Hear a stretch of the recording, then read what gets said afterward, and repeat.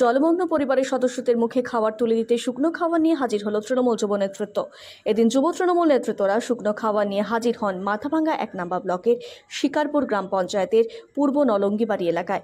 গত কয়েকদিন ধরেই মুষলধারে বৃষ্টির ফলে জল জমে যায় ওই এলাকায়। সেখানে বৃষ্টির জমা জলে 3 দিন ধরে জলমগ্ন থাকে এলাকার প্রায় 15 থেকে 20টি পরিবার। ঘরের ভেতর জল ঢুকে উনুন ভেজায় রান্না করতে না পেরে এক প্রকার না খেয়ে জীবনযাপন করতে হচ্ছিল তাদের। জানা গেছে ওই এলাকায় ভারত বাংলাদেশ সীমান্তে কাঁটাতারে বেড়ার নিচে রয়েছে কয়েকটি কালভার্ট। তবে সেই কালভার্টগুলো বন্ধ থাকায় জল যেতে পারছে না, যার ফলে ভোগান্তিতে সাধারণ মানুষ। আর সেই খবর গতকাল সম্প্রচারিত হয়। সেই খবর প্রকাশের পর আজ শুকনো খাবার নিয়ে পরিবারগুলোর পাশে দাঁড়ান তৃণমূল যুব কংগ্রেসের ব্লক সভাপতি শাহিন আহল, পঞ্চায়েত সমিতি কৃষি কর্মাধ্যক্ষ সোনাপদ বর্মন, অঞ্চল যুব সভাপতি গৌতম বর্মন, এলাকার পঞ্চায়েত জিতেন বর্মন এবং সঞ্জিত বর্মন। শাহিন আহল এবং সোনাপদ বর্মন জানান, জল জমে ঘরে ঢুকে যাওয়ায় রান্না বন্ধ প্রায় 15টি পরিবারে। তাই আজ চিড়ে, মুড়ি, বিস্কিট সহ আরও অন্যান্য শুকনো খাবার তাদের হাতে তুলে দেওয়া হলো।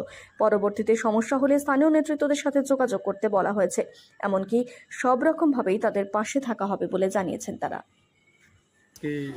যে পরিস্থিতিতে লোকগুলো বসবাস করতেছে, রান্না বান্নার অসুবিধা হয়ে গেছে, তো কিছু শুকনো খাবার টাবার আমরা পার্টির তরফ থেকে দিলাম। বস এতটুকুই আর 4-5 দিন থেকেই আছে। তো কালকে তো আমরা আসছি, পরে বিডিও সাহেবের ওইখানে আমি গিয়ে কথাবার্তা বলছিলাম, প্রশাসনের কাছেও জানানো হয়েছে ব্যাপারটা। তো এখানে মেন প্রবলেম ছিল তোমার হচ্ছে ওই বেড়াকাটার ঢোলে প্রচুর কচুরিপনা জমছিল। তো কালকে আমি 1-1.5 ঘন্টা টাইম নিয়েছিলাম এবং বিএসএফকে রিকোয়েস্ট করছি এবং কোম্পানি কমান্ডারকে অসংখ্য ধন্যবাদ। তিনি মোটামুটি ঘন্টা 1.5-এর মধ্যেই জেসিবি নিয়ে এসে পুরো ঢোল খালি করে দেয় এবং জলের পরিমাণটা এখন আপাতত অনেকটাই কম আছে। সমস্যা হয়তো 1-2 দিন যদি বৃষ্টি না হয় তাহলে হয়তো 2-1 দিনের মধ্যে জল সব চলে যাবে। তো এই মোটামুটি 10 থেকে 12টা পরিবার হবে।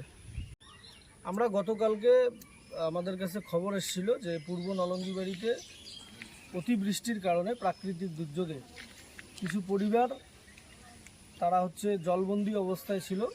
তাদের রান্নাঘর এবং শোয়ার ঘরে জল ঢুকে গিয়েছিল, তারা রান্না করতে পারছিল না।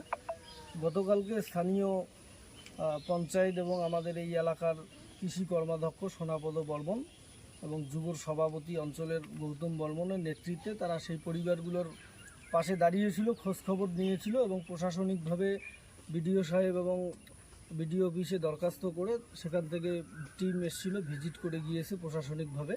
আমরা আজকে তৃণমূল যুব কংগ্রেসের উদ্যোগে মাথাভাঙ্গা 1 নং ব্লক কমিটির সহযোগিতায় সেই অসহায় পরিবারদের আমরা পাশে দাঁড়িয়েছি। কিছু শুকনো খাবার তাদের হাতে আমরা তুলে দিলাম এবং তাদেরকে আশ্বাস দিলাম যে যদি এর থেকেও আরও বেশি বৃষ্টি বা প্রাকৃতিক দুর্যোগের কারণে কোনো ঘটনা ঘটে, আমরা দল এবং প্রশাসন তাদের পাশে থাকব।